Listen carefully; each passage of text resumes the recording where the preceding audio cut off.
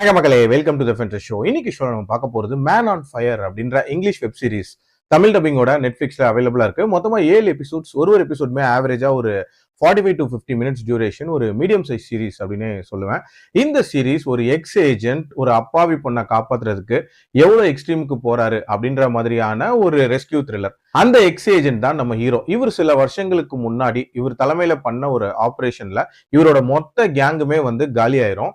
அந்த இன்சிடென்ட் அப்படின்றது இவரோட வாழ்க்கையில இவருக்கு ஒரு மிகப்பெரிய டிராமாவை உண்டாக்கி இருக்கும். அதுக்காக ட்ரீட்மெண்ட்லாம் எடுத்துட்டு இருப்பாரு அப்படின்னே சொல்லலாம். இப்படிப்பட்ட சூழ்நிலையில தான் இவரோட ஃப்ரெண்டான ரே அப்படின்றவர் இவரை கூட்டிட்டு பிரேசிலுக்கு போறாரு. அங்க எலெக்ஷன்ஸ் நடக்க போகுது. இந்த எலெக்ஷன் டைம்ல எந்த அசம்பாவிதமும் நடக்காம இருக்கிறதுக்கு இவர் பயங்கர யூஸ்ஃபுல்லா இருப்பாரு அப்படின்ற மாதிரி நம்ம ஹீரோவை வேலைக்கு சேர்த்து ட்ரை பண்ணுவாரு. இப்படிப்பட்ட சூழ்நிலையில தான் அங்க ஒரு பாம் பிளாஸ்ட் நடக்குது. அதுல ரே இறந்து போயிடுறாரு. அந்த பாம் பிளாஸ்டுக்கு காரணமான நபரை ரேவோட பொண்ணு பாத்துடுறாங்க. சோ இப்ப அந்த பொண்ணை அழிக்கிறது அந்த கேங் முயற்சி பண்றாங்க. சோ இந்த பாம் பிளாஸ்டுக்கு காரணமானவங்க யாரு, அவங்க கிட்ட இருந்து இந்த பொண்ணை காப்பாத்துறதுக்கு நம்ம ஹீரோ என்னென்ன முயற்சிகள் எடுக்கிறாரு, டுவர்ட்ஸ் எண்ட் என்ன ஆகுதுன்ற மாதிரி நிறைய விஷயங்களை சொல்லக்கூடிய ஒரு சீரிஸ் தான் இந்த சீரிஸ். ஒரு அப்பாவி பொண்ணு, அதை அழிக்க நினைக்கக்கூடிய வில்லன் கேங்கு, அவங்க கிட்ட இருந்து பாதுகாக்கக்கூடிய ஒரு பவர்ஃபுல்லான ஹீரோ. இது நம்ம பல படங்கள்ல பார்த்த மாதிரியான ஒரு கண்டென்ட் தான்.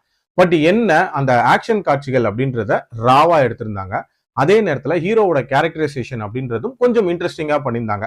பாஸ்ட்ல நடந்த இன்சிடென்ட்ஸா இருக்கட்டும், பிரசன்ட்ல நடந்த இந்த இன்சிடென்ட்டா இருக்கட்டும், இதுல இருந்து எல்லாம் வெளியே வரணும், அந்த கில்ட்டை போக்கணும் அப்படின்னா அந்த குற்றவாளிகளை கண்டுபிடிச்சே ஆகணும் அப்படின்ற மாதிரி ரொம்ப தீவிரமா இன்வால்வ் ஆன மாதிரி காட்டுவாங்க. இன்ஃபேக்ட் ஒரு சில சேசிங் சீக்வன்சஸ் அப்படின்றதெல்லாம் கொஞ்சம் பரபரப்பாவே இருந்துச்சு.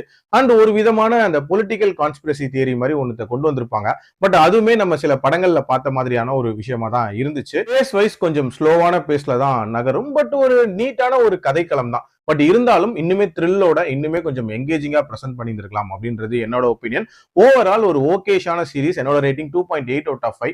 டைம் இருந்தா ட்ரை பண்ணி பாருங்க. அடல்ட் கண்டென்ட்டை பொறுத்த வரைக்கும் பெருசா அடல்ட் சீன்ஸ் இல்ல, கொஞ்சம் பிளட் ஷெட் அண்ட் கோரினஸ் இருக்கும். சோ அதுக்கு ஏத்த மாதிரி பிளான் பண்ணிக்கோங்க. மீண்டும் அடுத்த விமர்சனத்தில் சந்திக்கிறேன். நன்றி, வணக்கம்.